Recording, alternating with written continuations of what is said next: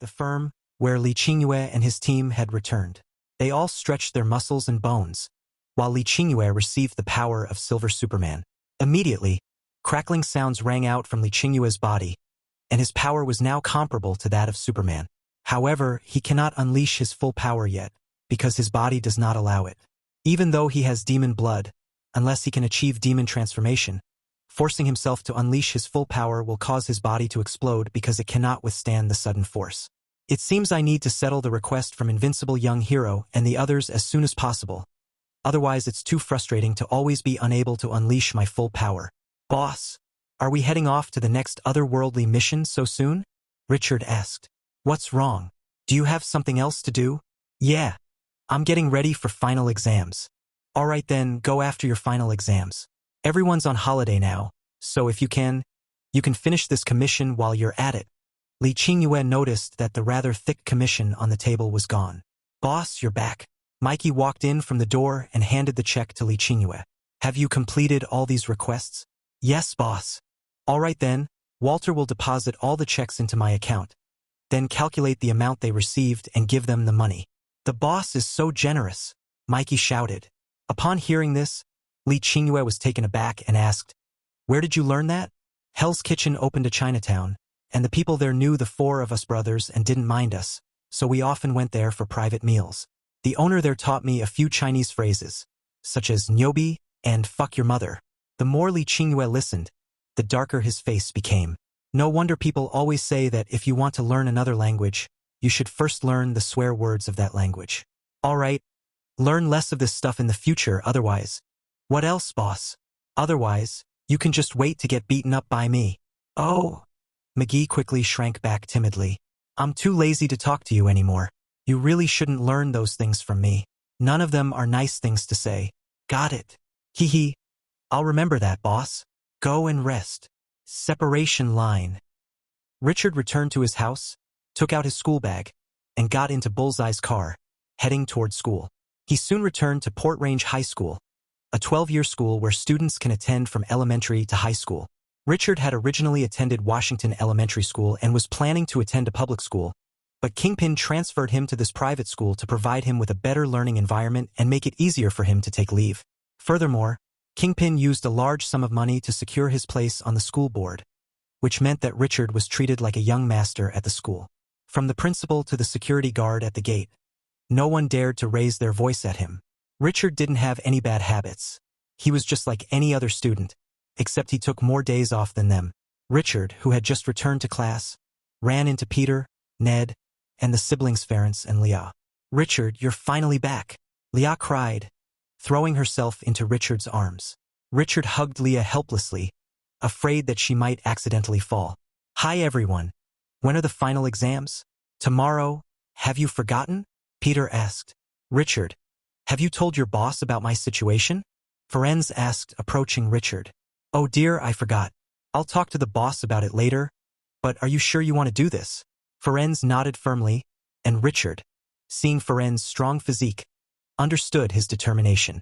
He then took out his phone in front of Ferenz and contacted Li Qingyue, explaining that Ferenz wanted to learn fighting and marksmanship from him. Ferenz? That name sounds familiar. Boss, that's the chubby guy we protected during our first confrontation with the High Table. But he's not chubby anymore. He's actually quite strong. Just hand him over to Wick for training. If he's good, we can consider making him a temporary employee of the firm. I understand, boss, Richard said, giving Ferenz a thumbs up to indicate that he had done his job. After Richard hung up the phone, Ference asked impatiently, So, did your teacher agree? I agree, but not to him. I'll learn from my uncle. But don't underestimate my uncle. He was the #1 assassin of the High Table Society, known as the Night Demon. But he's retired now. After school, just go to the dormitory building next to the agency and tell him I sent you. Thank you, Richard, Ferenz said excitedly. You're welcome. Just then, the school bell rang.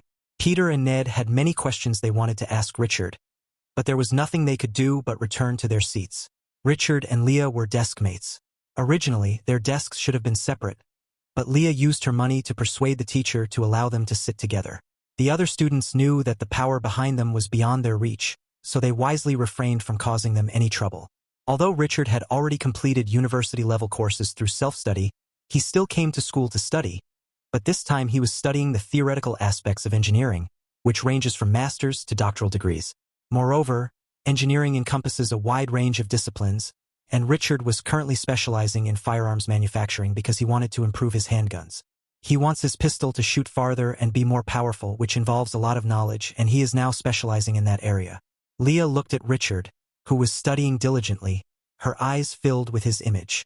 She slowly reached out her left hand, and when she touched it, Richard looked up at Leah and then gripped her left hand tightly. Leah smiled happily, her face flushing red without her noticing. Peter and Ned, sitting in the back seat, looked at Richard with envy. Suddenly, for some reason, they looked at each other, and because of the sudden movement, their hands, which were resting on the table, touched each other. The next second, the two of them pulled their hands back as if they had been electrocuted, and they both saw disgust in each other's eyes. When the bell rang, the students took out their lunchboxes from their backpacks. Leah took out 2 lunchboxes, gave one to Richard and said, "I made this myself, you can try it." Richard patted Lydia's head, then opened the lunchbox, looked at the heart-shaped fried egg on it, and couldn't help but laugh. Seeing the couple showing affection, everyone else couldn't help but chew harder while eating. After an hour's lunch break, Richard and his friends changed into their sportswear and went to the basketball court. A basketball game was in progress on the court, and there were quite a few students watching nearby. "We're skipping class today to watch the basketball game and cheer on our school team," the physical education teacher said. The students cheered immediately. After all, not having to attend class was a great joy for any student, and even Peter and Ned were very excited. "What's wrong? You all seem very excited." "That's because Peter and Ned really admire one of the players below them, and I heard he's the son of some NBA player," Leah explained. Richard looked down at the court and saw a black player make a smooth layup to score 2 points for his team. "He couldn't possibly be. That's him. He studies at Staten Island School. I've heard he has a very colorful private life. You mustn't follow his example," Leah said, placing her hand on Richard's waist. Richard felt Lydia's soft, delicate hand touch the most tender part of his waist and quickly said, "Lydia, don't worry. I will never do what he did." "Humph, that's good." At this point, the outcome of the basketball game was already clear. Staten Island School had secured the victory, so the game entered garbage time. As the hero of the game, the NBA player's son was naturally substituted off the court. Then the black player waved to the stands, immediately attracting cheers from a group of female fans. Even though he had defeated their school team, it was not difficult to stop these girls from liking him. After all, it's common knowledge that children abroad are precocious. How precocious? By the time they're 15 or 16, they've usually already had boyfriends or girlfriends and have had sexual intercourse. Even though the average age of the children in the venue is only 12 or 13, they've already started dressing up, know how to present themselves to the opposite sex, and holding hands and kissing are not uncommon. Not to mention that those who can attend private schools are basically all wealthy, except for Peter and Ned, whose families are not rich. They were admitted to the school simply because they were too smart and the school needed to make a name for itself. Not only them, but also some students with IQs of around 130 to 140 were admitted to the school to expand its reputation.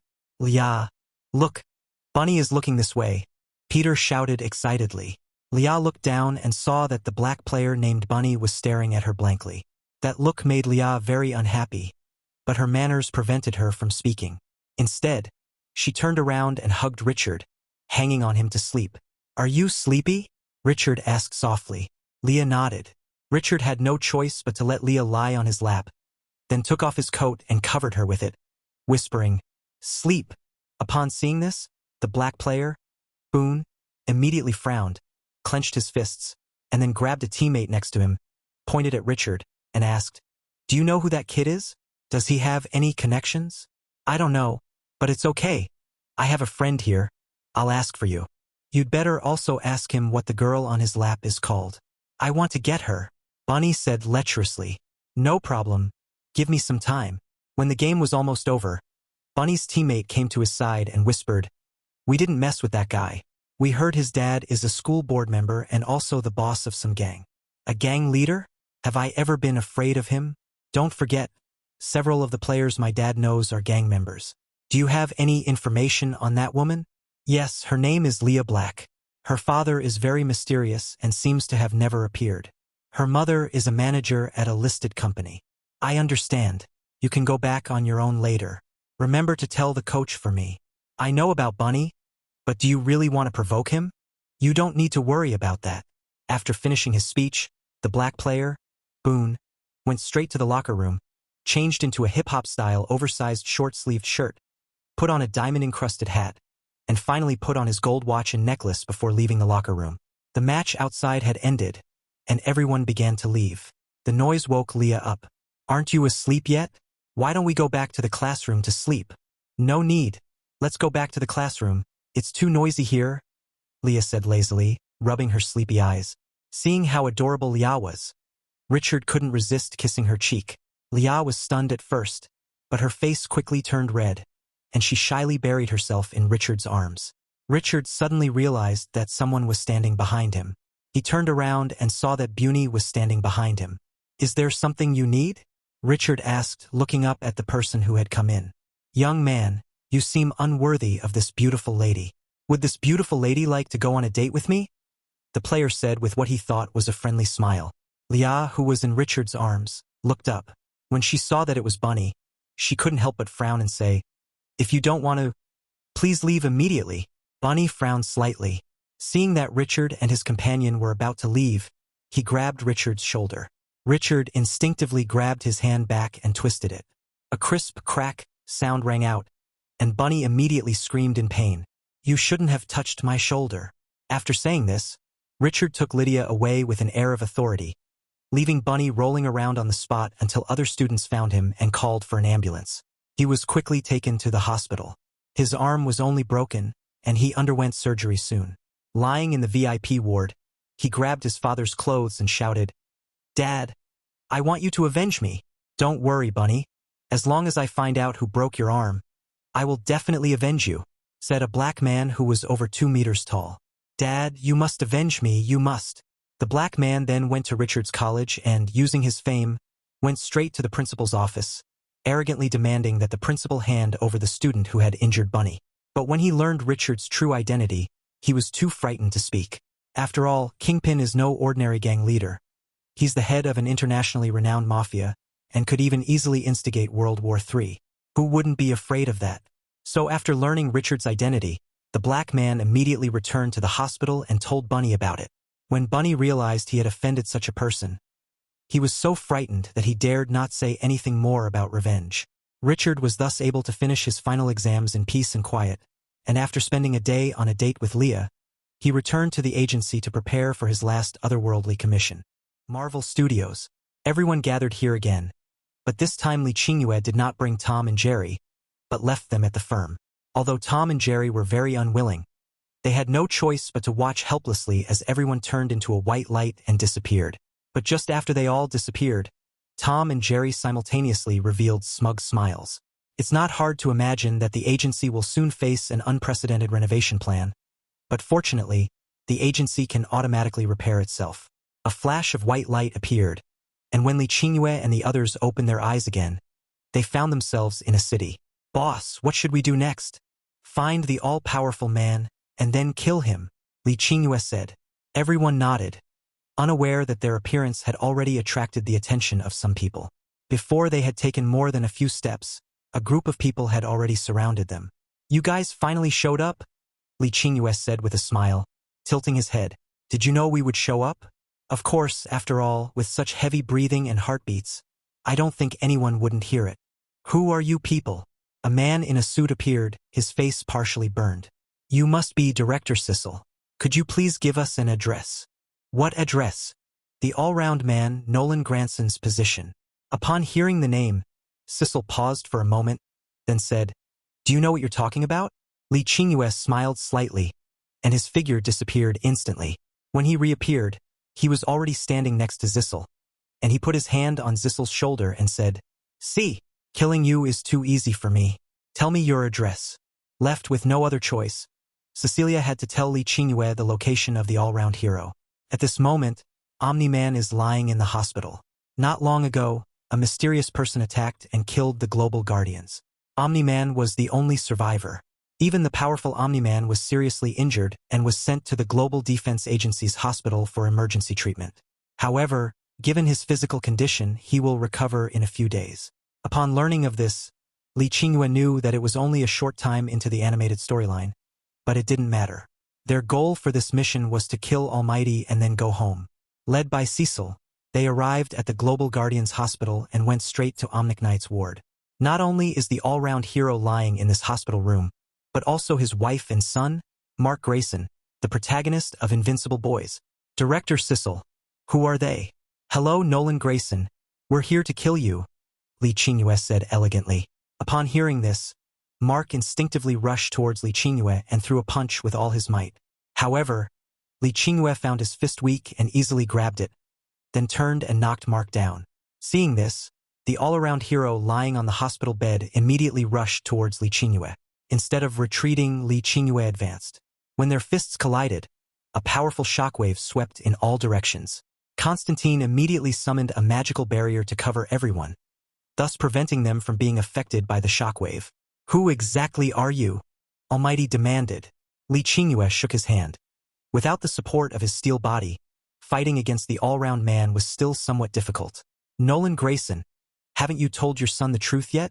He's already awakened his abilities. Why aren't you telling him the truth? Then I'll tell them the truth myself. Omnipotent's pupils contracted, and he suddenly threw a punch at Li Qingyue. The speed was so fast that even Li Qingyue could not dodge in time. He could only cross his hands and block in front of him. As the fist slammed into his arm, Li Qingyue crashed through the wall and flew backward. Then Omnipotent flew out in his hospital gown. Upon seeing this, Constantine immediately led everyone to follow, while Mark handed his mother over to Director Cecil before also going after them. After Director Cecil delivered Mark's mother to their base, he activated the satellite to monitor their every move. He discovered that Li Qingyue and his team had already engaged in battle with Mark and his son, and it seemed that Mark and his son had even fallen below. Helpless, all-round man pulled out a remote control.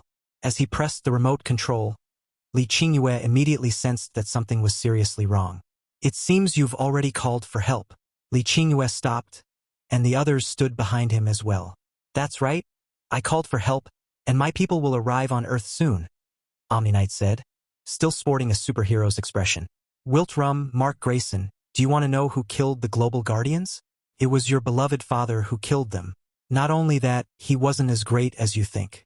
The only reason he came to Earth as a superhero was to kill all the superheroes on Earth, to become the only one, and to control the Earth, to make it submit to Wiltrum, to make Earthlings their tools, to drain the Earth's resources and then discard them.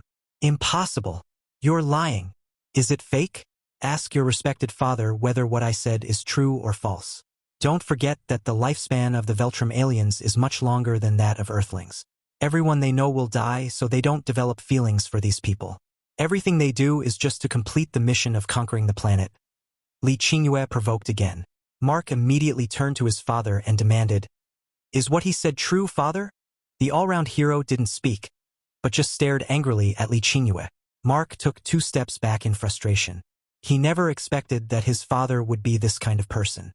In the Global Defense Bureau, Mark's mother, Debbie, the wife of All-Round Man, burst into tears upon seeing All-Round Man's tacit acceptance, while Director Cecil remained expressionless, as if he had already foreseen this situation. Did you already know his true purpose? Debbie glared at Director Cecil and questioned him. Director Cecil nodded, then shook his head. I have never believed in foreign superheroes, and I have been researching how to kill them, but he is just too powerful. Even now, we have not found an effective way to kill him or suppress him. Debbie was devastated. She couldn't believe that her husband, with whom she had shared a bed for so long, was actually an alien who wanted to enslave the entire Earth. Unable to bear such a blow, Debbie fainted. Meanwhile, on the battlefield, Omniknight's reinforcements finally arrived, with 4 Veltrum aliens descending from the sky to stand beside him. Commander Grayson, are these the people who are hindering your plans? That's right. Then let's kill them, said a female Veltrum alien. Hey, don't rush. Since you've already called for help, you don't mind if I call for help too, right? Another short-haired alien named Veltrum scoffed. I'd like to see what kind of helpers you can summon. On the battlefield, Li Qingyue casually flipped his hand, and a card appeared on his body. He dripped a drop of blood, smeared it on the card, and then flung it forward. Portal opened, and 3 figures walked out. "You've come, but why did you come?" "Can't I come?" Superman said with a smile. "That's right, the people who came were Superman, General Zod, and Fiora." "Are they the enemy?" General Zod asked. "That's right, but don't underestimate them. They are quite strong, but they have a weakness. If their cochlear balance is disrupted, they will suffer extreme pain, which can even kill them." Upon hearing Li Qingyue openly reveal their weakness, the Veltrum aliens were enraged and decided that the planet absolutely could not be spared. Everyone had to die so that their weakness would not be discovered. Once other civilizations learn of their weaknesses, their absolute dominance over their planet will be overturned, so all life on Earth, and indeed the entire planet, will be unable to remain. Seeing the Veltrum aliens charging towards him, General Zod sneered and blocked one of them. Fiora also blocked one while Superman went after Almighty. The remaining Veltrum aliens were left to Li Qingyue and his group to deal with. Everyone had their own battles to fight, and even Mark joined the fray. After learning about his father's weakness, he understood that the Veltrum aliens would pay any price to destroy Earth. And that was indeed the case. During the battle, someone had already transmitted what was happening here to the planet Wiltrum. Upon learning of this, the Regent of Veltrum immediately decided to send all available Veltrumians to Earth to prevent the humans from revealing their weaknesses. General Zod's fighting style is completely different from Superman's. One is fierce and ruthless, while the other focuses on incapacitating people and showing mercy.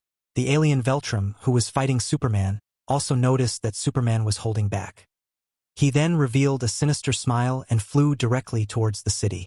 Superman immediately gave chase, but it was too late. Veltrum grabbed a child and said to Superman, "I advise you to stay where you are, or I'll crush this child." Superman landed on the ground with a grim face, glaring at him, but as the Veltrum alien's hand tightened, the child's face began to turn red from lack of oxygen. "Enough! That's not enough. You'd better stay where you are, or I'll kill this kid." With that, he swooped down in front of Superman and punched him repeatedly in the face. Even Superman's body of steel couldn't withstand such attacks. Fortunately, the dark clouds in the sky dispersed because of the collision between General Zod and his opponent, and the sun shone down, which immediately healed Superman's injuries and made his body even stronger.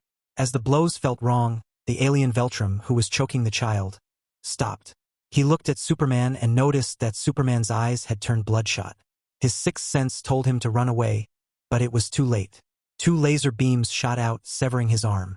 Then Superman grabbed the child, pulled him up by the neck, lifted him high, and slammed him to the ground. "You shouldn't threaten me with the child."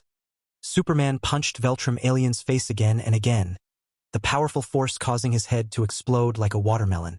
However, to prevent the child from seeing such a bloody scene, Superman used his cape to wrap the child in while holding him, ensuring that he could not see any bloody scene. "Can you entrust the child to me?" A girl dressed in a pink battle suit and riding a skateboard made of pink energy asked. "Are you a superhero of this world?" "Yes, I am Atomic Woman." "Nice name, but this battle is not for you. Evacuate the crowd. Leave the rest to me." Superman handed the child to Atomic Woman, then grabbed the corpse of the Veltrum alien and threw it at Fiora's opponent. However, they seemed to have no respect for the corpse of their comrade, smashing it into pieces with a single blow. "Do you need my help?"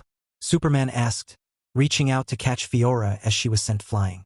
"Although I don't really want to say this, I need your help. If I had a little more time to sunbathe, he wouldn't be a match for me at all," Fiora explained. "I know you're not spending enough time in the sun. You seem to be busy with something?" "We're busy figuring out how to integrate into human society more quickly. I also tried leaving questions online, and the result was that many netizens' answers were to have a romantic relationship, which left me a bit bewildered." As they chatted, the 2 of them used the Veltrum alien as a baseball bat to hit it back and forth. The Veltrum alien, caught in the middle, had never felt so humiliated. It wanted to unleash its full power and kill them, but under the powerful attacks of the 2, it was ultimately killed by Fiora with a single punch that broke its neck. Then, the Veltrum aliens who fought against Li Qingyue and his group also died one after another. Just as they were about to help General Zod kill the Almighty, one Veltrum alien after another reappeared on Earth, roughly several hundred in number. "Walter, Jill, Richard, you guys leave first.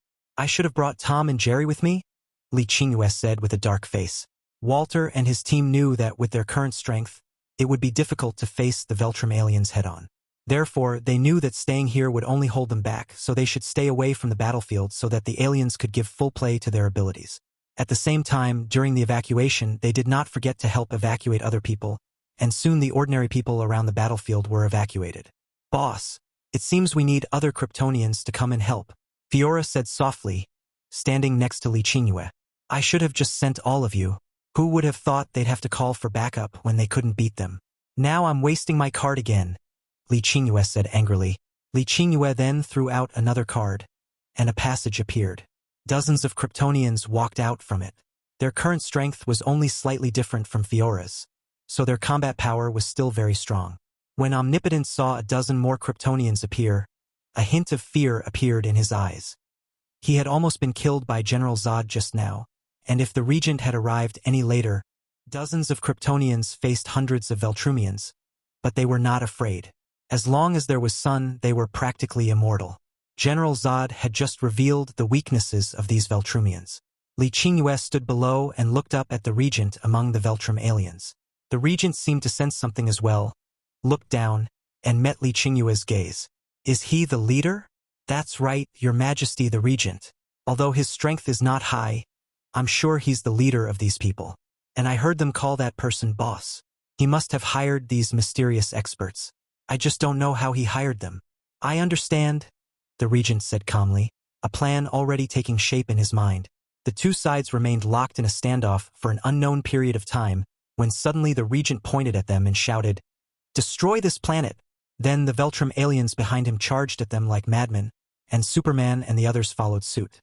They soon collided with each other, and each Kryptonian had to face 5 or even dozens of enemies. Despite the sun's help, the battle of one against many was still too much for them. Even as Li Qingyue hesitated about whether to use the temporary recruitment card, the Regent King suddenly charged towards him. Caught off guard, Li Qingyue was sent flying. However, his demonic bloodline granted him powerful self-healing abilities, so when he stood up, his wounds had already healed. Seeing this, the Regent charged at Li Qingyue again. The others wanted to help, but because they were only one person, they couldn't get away and could only watch as the Regent beat Li Qingyue. Li Qingyue roared as he wielded his giant axe, forcing the Regent back. He then continued to attack the Regent with the axe, the powerful force inflicting several wounds on him, which healed at a visible speed. Meanwhile, at the Global Defense Agency, Cecil was directing a group of researchers to create a machine capable of disrupting the cochlear balance of the Veltrum aliens. However, they didn't know which frequency would affect the Veltrum aliens. But it didn't matter. They were wealthy and could simply manufacture one of each frequency so they could try them one by one. As time went on, the Veltrum aliens began to suffer casualties. Their corpses fell from the sky like trash. Upon seeing the corpses, Li Qingyue once again unleashed a powerful burst of strength, even causing his arms to crack. This was due to his prolonged use of strength beyond his physical limits. When the Regent saw Li Qingyue running towards the corpse, he was puzzled but still flew over and quickly intercepted Li Qingyue. The distance was enough. A red energy ball floated out of the corpse. No one saw this energy ball. It went directly into Li Qingyue's body, and Li Qingyue immediately regained all his energy and strength. Not only that, he also felt that all his physical stats had improved. The Regent also noticed something was wrong and wanted to kill Li Qingyue quickly, but Li Qingyue was no longer the same. The two fought at lightning speed for a full 5 minutes before Li Qingyue was kicked away by the Regent, who then appeared behind him, locked his neck, and with a slight exertion, Li Qingyue completely lost his life. Jill, inside the Global Defense Agency, was stunned by what she saw. Not only that, the Regent ripped Li Qingyue's head off, lifted it high, and shouted, "Your boss is dead. All of you stop." Hearing the roar, Superman and the others actually stopped. When they saw the head in the Regent's hand, they all showed expressions of disbelief. Just as the Regent was gloating, a sharp blade suddenly pierced through his chest. Not only that, the head in his hand was turning to ashes. When he looked back and spat out blood, he found that Li Qingyue, who should have died long ago, was behind him. The sharp blade that pierced his chest was the giant scythe in his hand. "You didn't expect this, did you? I've actually been resurrected again." Surprised? Unexpected. As he spoke, Li Qingyue twirled the scythe in his hand, and a piercing pain caused the Regent to let out a painful howl. Li Qingyue forcefully pulled out the scythe, transforming it into a giant axe once more. The Regent, dragging his heavily wounded body, fought him again. However, as he lost more and more blood, the regent's speed and reaction became slower and slower. In the end, Li Qingyue chopped off his head with a single axe blow. Upon seeing the regent's death, the other Veltrum aliens were enraged. However, weakness is the original sin. As more and more Veltrum aliens died, their corpses emitted red energy spheres. After Li Qingyue absorbed these energy spheres, he gradually became insane. He even stood on the ground and shouted at the Veltrum aliens in the air. When had the Veltrum aliens ever suffered such humiliation? Apart from the Veltrum aliens who were fighting with the Kryptonians, Constantine and Connor, all the other Veltrum aliens rushed towards Li Qingyue. Li Qingyue was now like someone on steroids, charging straight into the crowd, constantly switching weapons and hacking and slashing at the Veltrum aliens. As more and more people died, Li Qingyue became more and more excited, until his eyes turned completely red, and the Veltrum aliens finally felt fear. But they could no longer escape. A bolt of purple lightning struck Li Qingyue from the sky. With a roar, Li Qingyue successfully evolved into a demon. Although he could not fly yet, his combat power increased exponentially. He killed the enemy in front of him with a casual strike. Furthermore, after entering the demon form, Li Qingyue seemed to no longer be bothered by his X-ability. 10 minutes later, the ground was littered with corpses, and the Kryptonians in the air fell one by one.